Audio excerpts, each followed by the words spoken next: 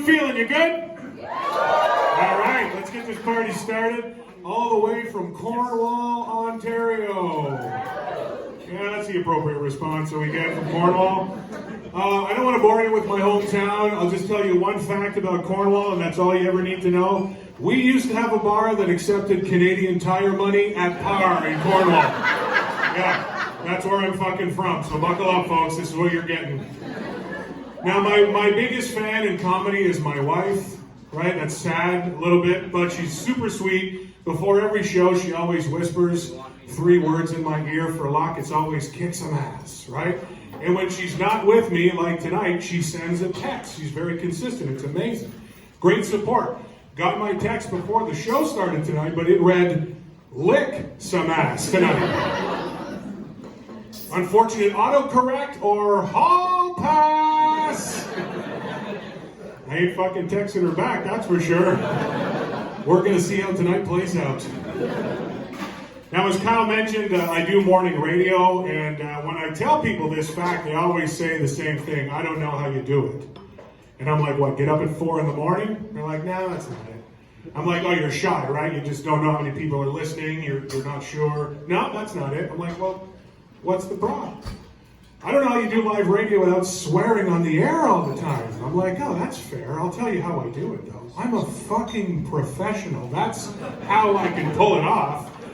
Right? There aren't a lot of jobs in the world that condone or endorse swearing at work. Right, HR? I mean, fuck. Like, can you imagine how much cooler, though, your commute to work would be on a Monday morning? 6:05 a.m., pulling in at the drive-thru at Tim Hortons? Welcome to Tim Hortons. Can I take your fucking order? Holy shit. Medium dark roast with 2 fucking cream. Is that what we're doing here this morning? Throw in 10 goddamn Timbits while we're at it. Sir, it's camp day today. And for an extra $2, you can help send one of those little fuckers to camp. Ah, well, hell, put me down for $10. Every little fucker deserves a holiday, right? Now, the pandemic had a lot of bad, but it had some good for me as a radio guy. When you won a prize at my station, I needed name and phone number, that was it. But then when nobody was allowed in the building, more info needed to be collected, including personal email addresses. You want to get to know somebody well? Personal email address. Week 1, John wins. I'm like, John, I need your email address. He goes, oh yeah, it's bud_420@yahoo.ca. All right, so you're a fucking pothead, John. But who the hell still uses Yahoo, man? How long you been smoking that shit? Cripes. And then there are guys like my age, you know, closing in on 49, still with their original I'm cool email address from a long time ago. But now we're too embarrassed to ask for help, man. We don't fucking know how to change it, right? That was Rick.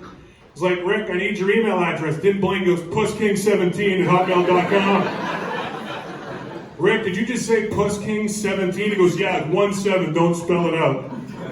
Thanks for the tip, Rick.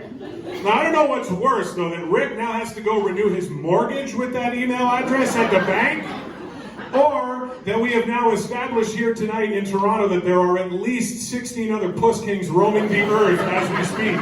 That is frightening stuff. And that's the guys, right? Like, we're idiots. You expect the guys to have stupid email addresses. But girls, you're no better. You're just better at trying to fool me into not realizing how fucked up it really is, because instead of saying it out loud, they spell it for me. And they fuck the cadence up, so maybe I don't follow along, right? That was Rhonda. I was like, Rhonda, I need your personal email address. She goes, really? I'm like, yeah, just the personal, it's fine, Rhonda. She's like, okay. It's, PNISHUNTER6_9@gmail.com. Rhonda, did you just spell Penis Hunter 69 for me? With an underscore? Yeah, I got the underscore, Rhonda. Definitely gonna need that phone number now, though. I think I got a hall pass tonight. And you may have just won something we don't normally give away here at Boom 1019. Congratulations. Now, anybody else here put on a couple of pounds during the pandemic? Make some noise at any point. You put on a couple of pounds?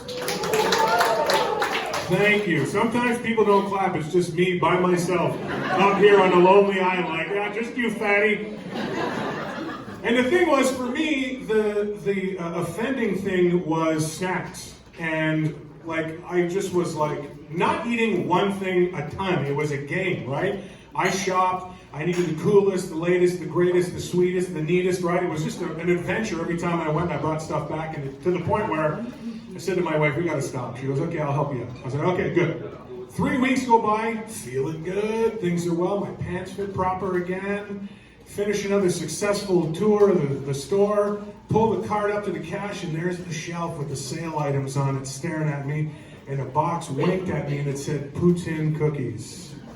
Look at me, folks. Do I leave Poutine cookies at the grocery store? No, I don't. But I was like, no, fuck this. I'm feeling good.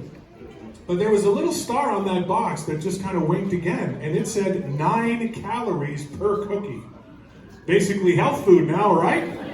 So I grab the box off the shelf, and my wife spins around, looks me square in the eye, and she goes, what do you think you're doing? I'm like, babe, it's fine. It's 9 calories per cookie. She goes, Dan, we're at PetSmart. See, I'm bilingual, so I thought it said biscuit. It was fucking biscuits. I had dog treats in my hand. Full disclosure, they were fucking amazing, okay? They were so good, and I've lost 3 pounds. Thank you very much. Yeah, health food. Yeah, thank you for the applause. I appreciate that.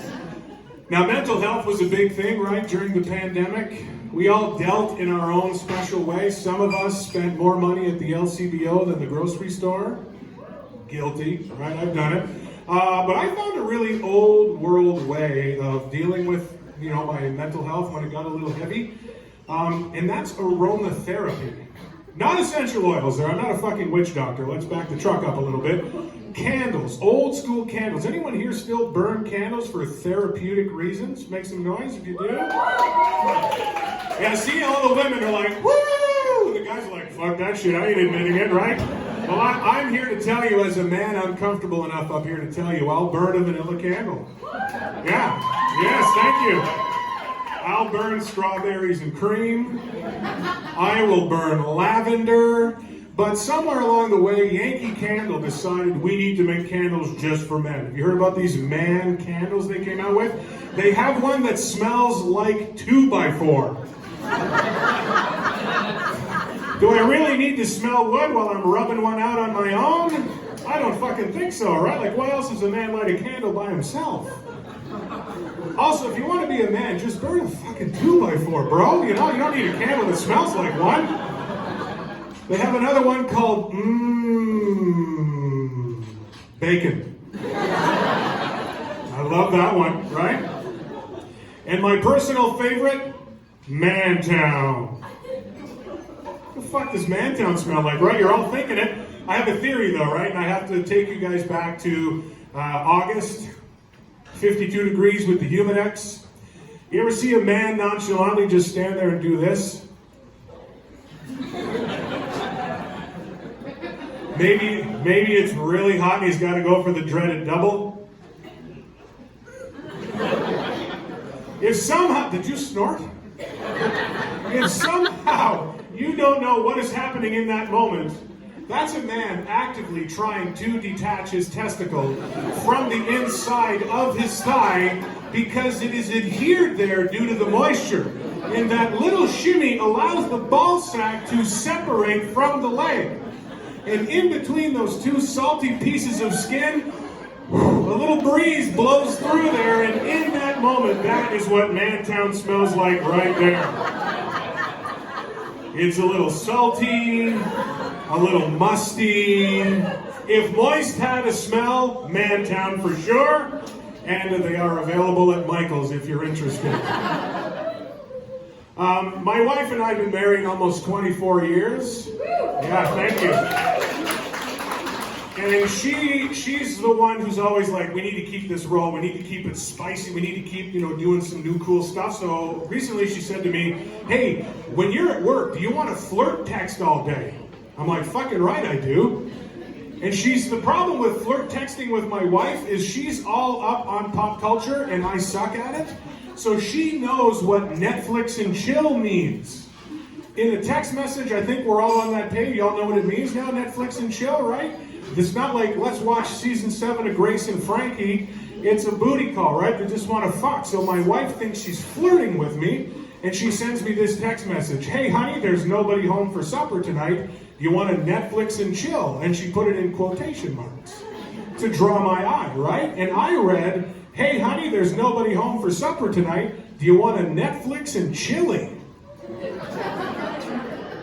So I wrote back to her, I was hungry, right? I wrote, hell yeah, can you make it spicier this time? Uh-oh, right?